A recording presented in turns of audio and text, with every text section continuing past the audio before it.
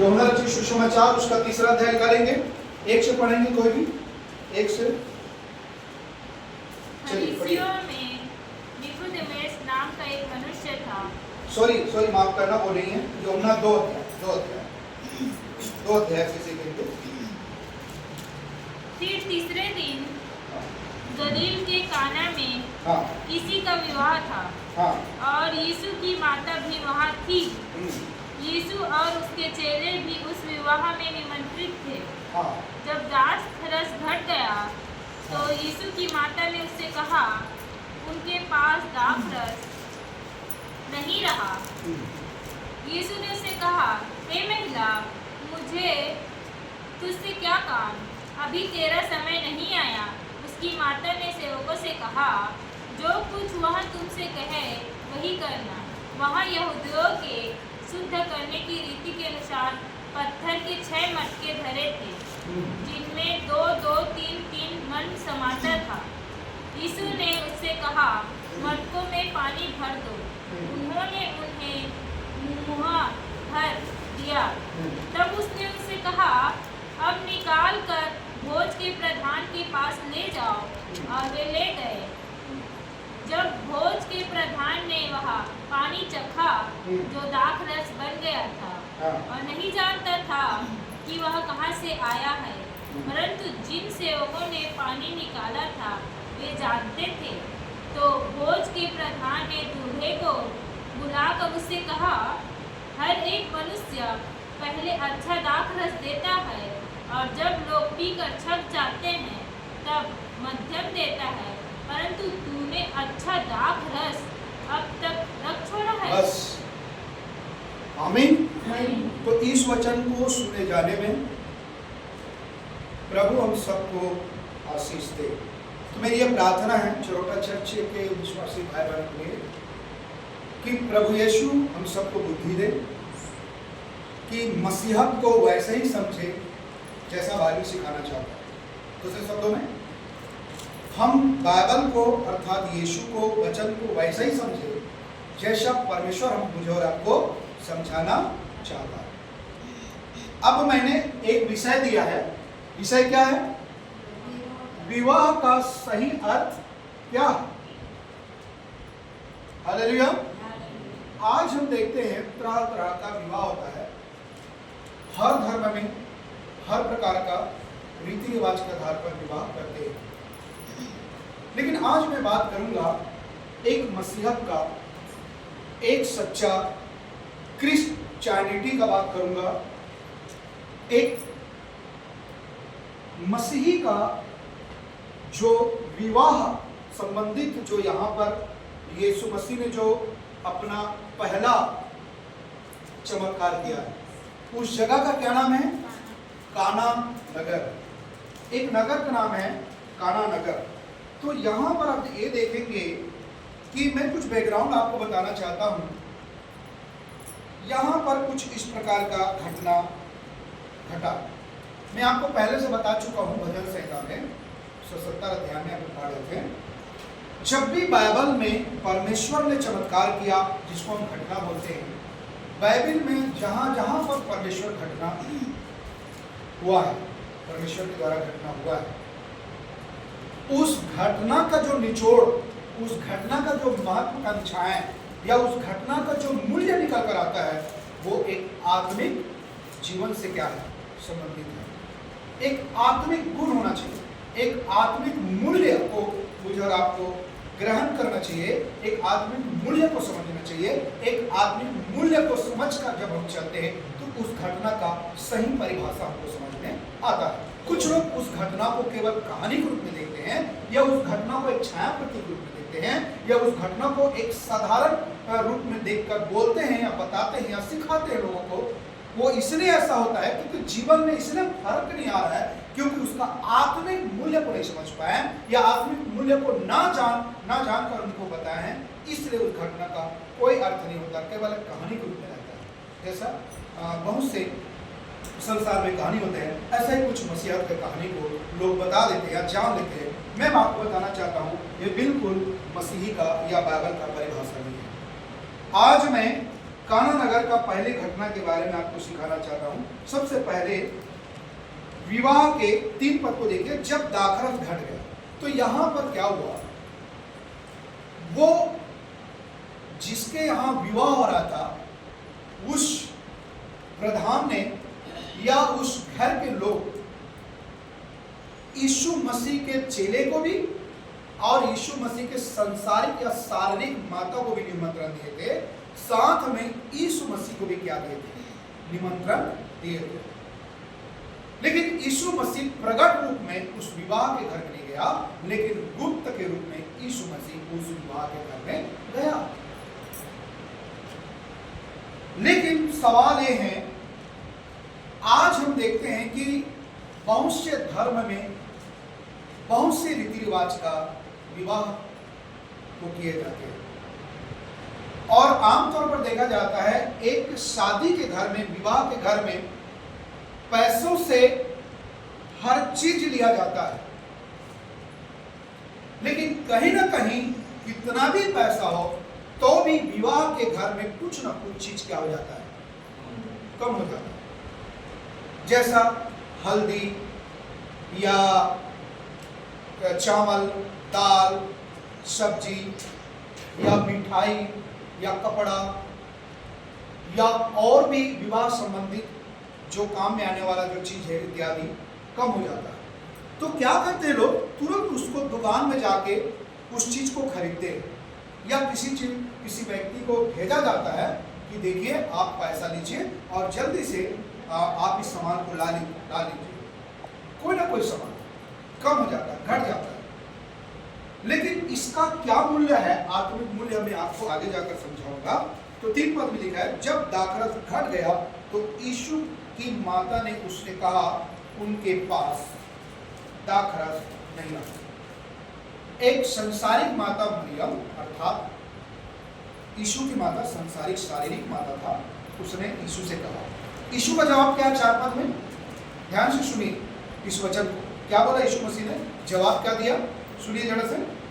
यीशु ने उससे कहा, किससे कहा, अपनी संसारिक माता से कहा।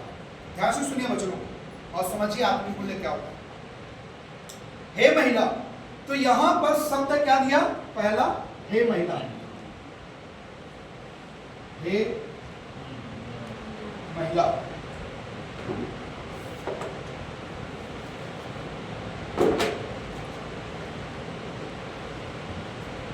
हे महिला, यहां शब्द आया हे महिला। अब यीशु मसीह यहां पर मां भी बोल सकता था, माता बोल सकता था, लेकिन ऐसा कुछ नहीं कहा। बाइबल में जो शब्द आया है यहां पर, वो शब्द क्या है, हे महिला। तो सबसे पहला मैं आपको बताना चाहता हूं, यीशु मसीह ने हे महिला शब्द प्रयोग क्यों किया, इसका सही जवाब क्या होगा, बता सकते हो? इस घटना का आत्मिक मूल्य को ही समझा रहा हूं। यहां पर हे माता या मां बोल सकते थे उन दिनों की अपने भाषा में। यहां पर शब्द आया हे महिला, मतलब क्या, यहां पर आत्मिक मूल्य को समझना है। यीशु जो परमेश्वर है, जो मानव रूप में परमेश्वर है यीशु, वो यीशु परमेश्वर अपने आप को संसारिक, शारीरिक या संसारिक बातों में क्या नहीं किया, अपने आप को इन्वॉल्व नहीं किया। दूसरे शब्दों में, जो परमेश्वर यीशु जो मानव रूप में परमेश्वर है, वो अपने आप को अपने संसारिक माता से भी और संसारिक वैल्यू से और संसारिक बातों और चीजों से क्या रखा, अलग रखा। क्योंकि परमेश्वर परमेश्वर है और मनुष्य मनुष्य है। हालेलुया। इसलिए यीशु मसीह ने इस बात को साबित किया कि मैं सांसारिक रूप से संसारिक माता के कोख से जरूर पैदा हुआ हूं, लेकिन मैं अपने संसारिक माता का भी मैं क्या नहीं हूं, क्या नहीं हूं, क्या नहीं हूं, बेटा नहीं हूं। मैं संसारिक रूप में उससे बेटा नहीं हूं। दूसरे शब्दों में यह साबित होता है जब इसकी मां ने यीशु को बोला पहले 3 आयत में कि यीशु उस शादी के घर में दाखरस क्या हो गया है, घट गया। तो उसके जवाब में क्या बोला यीशु मसीह ने? हे महिला, आगे पढ़िए, हे महिला मुझे तुझसे क्या काम? देखा, बात को यहां पर कट कर दिया। इधर देखो, बात को बिल्कुल कट कर दिया। कहने का मतलब क्या है? यीशु मसीह जो परमेश्वर है वो संसारिक शारीरिक या संसारिक या शारीरिक परिवार या माता पिता के इच्छा को पूरा करने नहीं आया, या उनके बात को मानने नहीं आया, या जैसा उनकी माता बोल रहा है वैसा यीशु मसीह करे, इस बात को करने के लिए नहीं आया। परंतु यीशु जो परमेश्वर है मानव रूप में अपने आप को अपने माता से भी क्या किया? अलग किया। और यीशु मसीह अपने माता को भी और विवाह के जितने भी लोग आए थे, मेहमान और चेला और प्रधान भोज को भी ये बताना चाहता है कि मैं ही एक सच्चा क्या हूं? मसीहा हूं। हे महिला, मुझे तुझसे कहने का मतलब क्या मैं तेरे अनुसार करूं? क्या मैं तेरे अगुवाई में करूं, या जैसे तू बोले वैसा मैं करूं? तो एक प्रकार से यीशु मसीह बता रहा था, भले ही मैं तेरे कोख से पैदा लिया हूं, परमेश्वर की इच्छा में आया हूं। ये तो परमेश्वर का प्लान था कि मैं तेरे कोख से आऊं, इसका मतलब मैं तेरे अनुसार नहीं करूंगा, क्योंकि यीशु मसीह बता रहा था, हे महिला, मैं तेरा सच्चा क्या हूं? मसीहा, उद्धार करता। आमीन। मतलब खुद के अपने मां को बता रहा था, मैं तेरा भी मैं क्या हूं? परमेश्वर हूं, मसीहा हूं। यदि तू मुझ पर विश्वास करेगा तो निश्चित उद्धार पाएगा। एक प्रकार से यीशु मसीह ऐसा बता रहा था अपने माता को। आगे क्या लिखा है?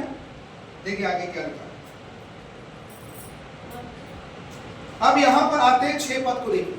6 पद, वहां यहूदियों को शुद्ध करने की रीति के अनुसार, यहां पर दूसरा शब्द है रीति। ये क्या है? इधर देखो, रीति। तो मैं आपको समझाना चाहता हूं,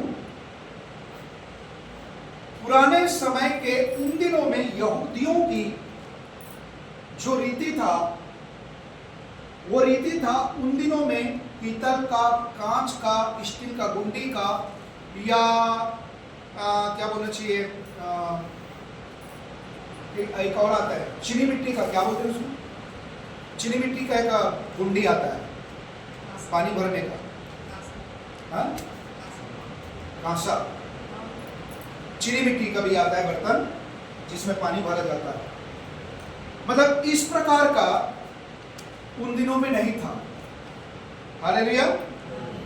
उन दिनों में इस प्रकार का क्या नहीं था? क्या नहीं था? बर्तन नहीं थे, मटका नहीं थे। मटका शब्द बोलना चाहिए। उन दिनों में इस प्रकार का मटका नहीं था, चीनी मिट्टी का, कांसा का, बर्तन का, क्योंकि उन दिनों में साइंस इतना आगे नहीं बढ़ा था। उन दिनों में इतना जो है इस सारी चीज की सुविधा नहीं था। तो उन दिनों में पत्थर का, बड़ा बड़ा पत्थर का उन दिनों में, जिस प्रकार आजकल मूर्ति को खोदकर बनाया जाता है, उसी प्रकार बड़ा बड़ा पत्थर का क्या बनाया था? मटका बनाते थे। मटका को उन दिनों में पत्थर का इसलिए बनाते थे क्योंकि वहाँ उनके पूरा परिवार का निस्तारी होना था। उसको छोड़कर उनके जो गाय होते थे, बैल होते थे, ऊँट, गधिया होती थी, बकरियाँ होती थी, उनके लिए भी एक बड़ा सा पत्थर का क्या बनाते थे? पानी का रखने के लिए एक तैयार किया जाता था, स्विमिंग पूल जैसा पत्थर का एक मटका जैसा बड़ा होते थे, उनके लिए भी हम लोग अपने प्रयोग में लाते थे। तो जो पत्थर का जो मटका था, खासकर वो अपने परिवार के लिए, व्यक्तिगत मनुष्य के लिए तैयार किया था। 6 पत्थर का बड़ा बड़ा मटका को तैयार किया, पत्थर से बनाए थे खोद के। तो 6 मटका था। तो 6 मटके में सेवकों से कहा, कौन कहा? मतलब आर्डर कौन दिया? बाइबल देखकर बोलो, आर्डर कौन दिया? बोलो जोर से, जोर से तो बोलो। यीशु मसीह ने। अनुमति परमेश्वर किसने दिया? इसकी माता ने दिया क्या? उसके संसारिक माता ने दिया? चेला ने दिया? विवाह के भोज प्रधान ने दिया। किसने दिया? मानव रूप में परमेश्वर यीशु मसीह ने अनुमति दिया। अनुमति देने का मतलब होता है अपने मुख से, अपने मुंह से बोला हुआ शब्द यानी कि वचन। आमीन। क्या बोला? मुंह भर उस 6 मटके में क्या भर? पानी भरा। जैसे ही पानी भरा और जैसे पानी भरने पर जैसे यीशु मसीह ने कहा, कहते ही उस शब्द से, उस वाणी से, उस वचन से वो साधारण पानी किसमें बदल गया? ये घटना, ये चमत्कार, ये अलौकिक घटना था मानव इतिहास में परमेश्वर के लिए। हालेलुया। परमेश्वर की तरफ से मानव जाति के लिए मानव इतिहास में पहला घटना था विवाह के घर में, काना नगर में। क्योंकि उस विवाह में शायद वो विवाह के घर वाले, वो प्रधान ने पता नहीं कितने बुद्धिमानी से, कितने पैसे लगाकर, कितने मेहनत के साथ सारे जरूरतों को पूरा किया होगा, उसके बाद भी मनुष्य के कोशिश से पूरा नहीं हो पाता। मनुष्य कितनी भी कोशिश कर ले, कितनी भी जरूरत को पूरा कर ले, फिर उसके जीवन में क्या आएगी? कमी आएगी। कहने का मतलब ये परमेश्वर ये बता रहा है, मनुष्य अपने जीवन चलाने के लिए, जीवन को करने के लिए कितनी भी कोशिश कर ले, कितने भी प्रयास कर ले, रोटी, कपड़ा, मकान, पैसा, नौकरी, फिर भी उसके जीवन में कमी आएगा। बिना परमेश्वर के उनके जीवन में कभी भी भरपूरी नहीं आ सकता। और विवाह के प्रधान जो थे वे आश्चर्य हो गए कि इतने तैयारी के बावजूद, इतना पैसा के बावजूद विवाह के घर में क्या हुई? कमी हुई। तो एक प्रकार से उन दिनों में यहूदियों की रीति और उनके बीच में एक शर्मिंदगी क्या किया? महसूस किया। उनको लज्जित होना पड़ा। मेहमानों के बीच में विवाह के घर में एक प्रकार से क्या हो गया? उनका मजाक उड़ाया गया, शर्मिंदगी हो गया, उपहास उड़ाया गया उनका। एक ठट्ठा मजाक का कारण बन गए, क्योंकि उन दिनों के रीति रिवाज में एक बड़ा सा क्या हो गया? एक माहौल खराब हो गया। समझ रहे आप? बोलो यीशु मसीह की। लेकिन यीशु तो मानव रूप में परमेश्वर है, क्योंकि उनको भी निमंत्रण दिए गए थे, लेकिन प्रगट रूप में नहीं गए, जैसे चेले उनके मानव गए थे। यीशु मसीह गुप्त रूप में गए थे और चेलों को अनुमति दिया। भाई साहब देखिए, ये पत्थर की 6 मटका है ना, आप लोग जो बनाए हैं, इस मटका में आप पानी डाल दीजिए मुंह भर। जैसे यीशु ने कहा, साधारण पानी दाखरस में क्या होगा? मैं बताने की क्या कोशिश करूं पता है आपको? जब आप बाइबल पढ़ते हैं तो बाइबल में जितनी भी चमत्कार घटनाएं हैं, वो सिर्फ इसलिए था कि हम सच्चा मसीह अर्थात परमेश्वर को जाने, उनकी ताकत, उनकी बुद्धि, उसकी न्याय, उसकी पवित्रता, उसकी सामर्थ्य, वो कौन है परमेश्वर, उनकी घटनाओं से हम इस बात को देख सकते हैं। एक घटना का एक आत्मिक मूल्य को समझना चाहिए और उस आत्मिक मूल्य को हमको स्वीकार करना चाहिए, ग्रहण करना चाहिए और उसके आधार पर चलना चाहिए। आमीन। जैसे चेले लोग यीशु की बात को माना और जैसे ही माना, साधारण पानी दाखरस में तब्दील हो गया। जब उसको लाया गया और जब उसको चखा गया तो प्रधान भोज भी उनकी बुद्धि से, उनके समझ से, उनके ज्ञान से परे था। क्या बोला पता है? आयत को पढ़िए, वहां पर क्या शब्द आया? मध्यम वाले हर एक मनुष्य 9 पर 10 को पढ़िए, 10 को। हर एक मनुष्य हाँ, पहले अच्छा दाखरस देता है। यहाँ पर क्या लिखा? हर एक मनुष्य। ये बहुत बड़ी घटना है, मैं आपको बता रहा हूँ। बहुत ही भयंकर सामर्थी वचन यहाँ छुपा है, परमेश्वर की आशीष। हर एक मनुष्य पहले अच्छा दाखरस देता है और जब लोग पीकर छक जाते हैं तब मध्यम देता है। तब मध्यम देता है। परंतु यहाँ पर शब्द आया परंतु, कुछ और ही प्रकार का बता रहे हैं यहाँ पर। आगे पढ़िए। परंतु अच्छा दाखरस अब तक रख छोड़ा है। बोला यीशु मसीह की। अरे भाई, हमारी यहूदियों की रीति रिवाज में पहले अच्छा दाखरस दिया जाता है। उन दिनों की जो दाखरस था, वो दाखरस किससे बनाया जाता था? अंगूर का। तो ये ऐसा दाखरस था, कुछ खट्टी कुछ मीठी, और इसमें कुछ ऐसा चीज मिलाया जाता था जिससे हल्का हल्का नशा होते थे। क्या होते थे? नशा होते थे। दारू जैसा नहीं, इसमें कुछ ऐसा चीज डालकर उन दिनों के रीति रिवाज के अनुसार इनको इस प्रकार का एक ऐसा मटेरियल तैयार करके बनाया जाता था जिसमें कुछ खट्टी मीठी और कुछ नशा पाए जाते थे, जिससे लोग पीकर छक जाते थे।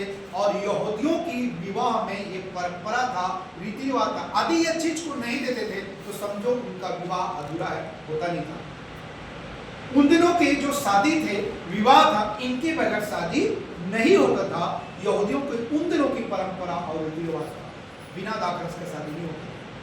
अब वो दाखरस को सबको पिलाया जाता था, मेहमानों को, और सब लोग पीते थे और पीकर खट्टी मीठी और कुछ हल्का हल्का नशा का अनुभव करते थे, महसूस करते थे, और इस प्रकार का पीते थे। और उन दिनों के रीति रिवाज था।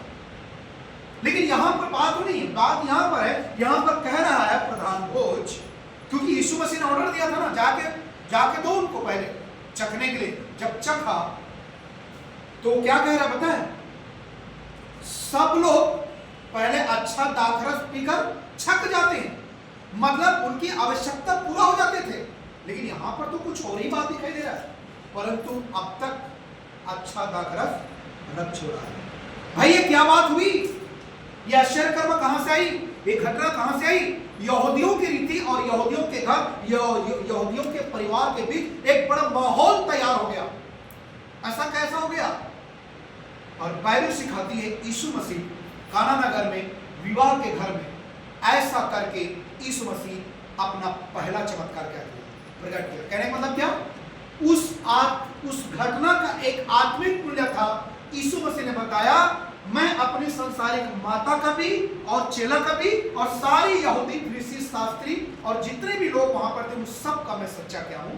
मसीहा हूं, परमेश्वर हूं। जो मानव रूप में मैं परमेश्वर बनकर आया हूं। मुझे देखो, मुझे जान लो, तुम्हारे जीवन की परिस्थिति में मुझे आने दो, तुम्हारे समस्याओं में मेरे वचन को स्मरण करो, मेरे वचन पर चलो, मेरे वचन पर विश्वास करो।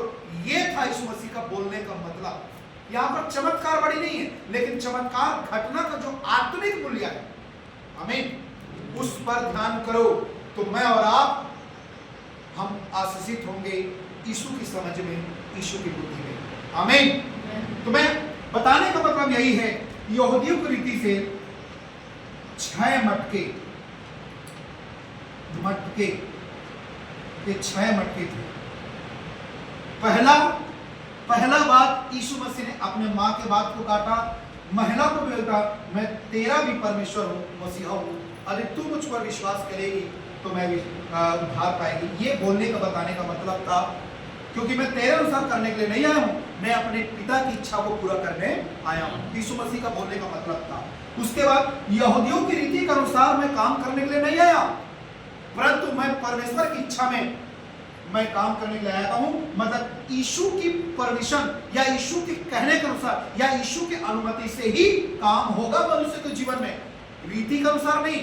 तीसरा, 6 मटका जो आप लोग की कोशिश थी उससे आपके जीवन बदलने वाला नहीं है, लेकिन इस 6 मटके में जो पानी भरा वो मेरे वचन और मेरे सामर्थ्य के द्वारा आपके जीवन की समस्या का क्या होगा?